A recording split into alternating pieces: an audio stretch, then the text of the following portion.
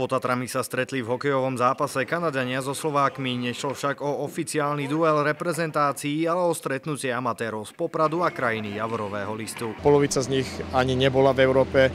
Sú Európou milo prekvapení. Slovensko si na vlastnej koži Kanaďania užili počas turné, ktoré vyvrcholilo zápasom v Poprade proti víťazovi popradskej hokejovej ligy týmu Elite Forces. Nestáva sa každý deň, každý rok, že sa dá zahrať s kanadským mužstvom hokej, takže my sme veľmi radi, že máme tú možnosť a chceme si to dneska užiť, aby sme si dobre zahrali. Kanadania, vedení Slovákom Marianom Gmiterom, strávili čas na Slovensku okrem hokeja aj výletmi po pamiatkách a prírodných krásach. Pre mňa je to tu prvá skúsenosť v živote, nikdy predtým som nehral s európskymi hráčmi. Príroda a okolie je tu nádherné a sme šťastní, že sme tu. Posilou Elite Forces bol v stretnutí, ktoré začalo hymnami oboch krajín, aj bývalý československý reprezentant mládežníckych kategórií Peter Gápa. Už v minulosti som sa nahral proti Kanade dosť, ak som bol v tých juniorských reprezentačných tímoch a výberoch. Ale je to taká krásna spomienka. Teším sa na tento zápas, dúfam, že sa nikomu nič nestane a bude fair play. Na tým delí pozorné oči rozhodcov. Jedným z nich bol Ivan Mančo, ktorý našiel svoj druhý domov v opačnom kúte Zemegule v Austrálii. Na Slovensku sa vždy rád vraciam.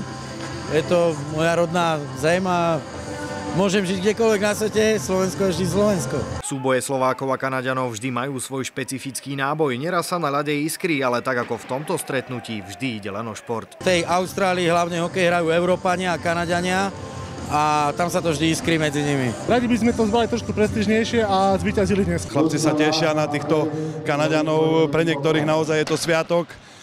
Teším sa na tento zápas, bude to super. Deľba bodov by bola super pre nás a rozlúčili by sme sa s peknou kultúrnou pamiatkou a so Slovenskom. Remízou však duel neskončil. Brankárov svojich spoluhráčov podržal, prestrelil ho len Kupčo.